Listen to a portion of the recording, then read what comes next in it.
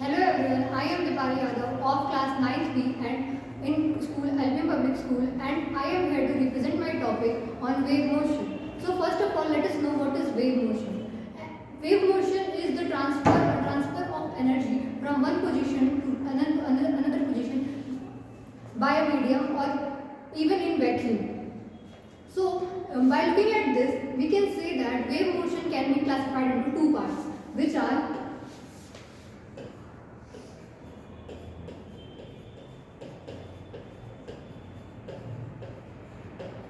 electromagnetic waves and mechanical waves.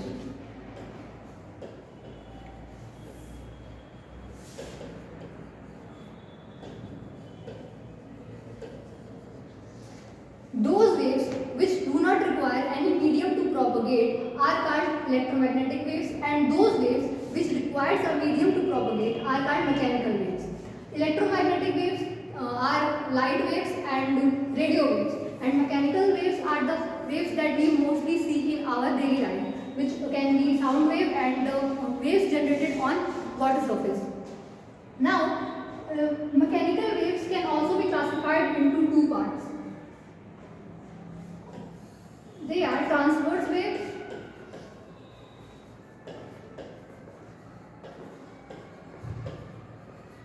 and longitudinal wave.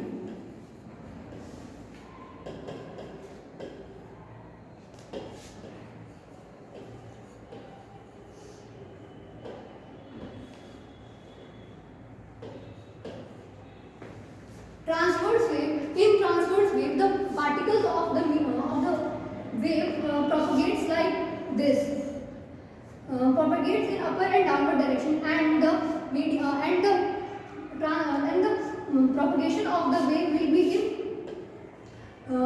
in straight direction. That means the movement of the particles and the movement of the wave are perpendicularly related.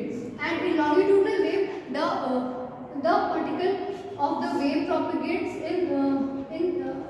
around their mean position in backward and forward direction, and the propagation of the wave is also in the same direction.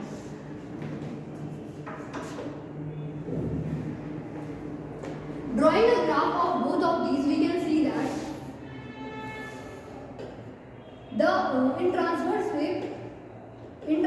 wave the particle moves like this, and in longitudinal wave the particle doesn't move, and instead the compression moves.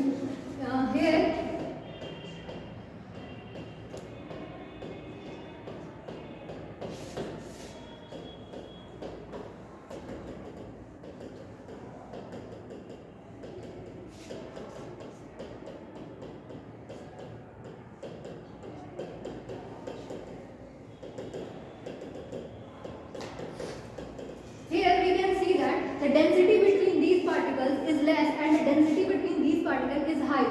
This is called rarefaction.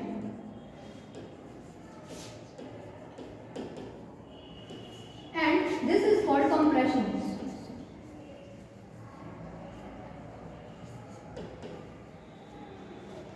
So here the compression moves and the wave is propagated.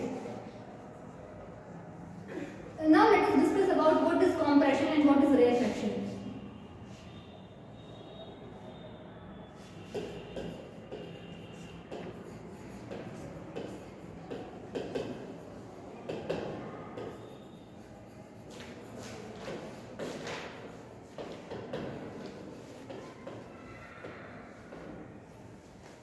In rarefaction, the distance between the particle is the most, and in compression the distance between the particles is the least.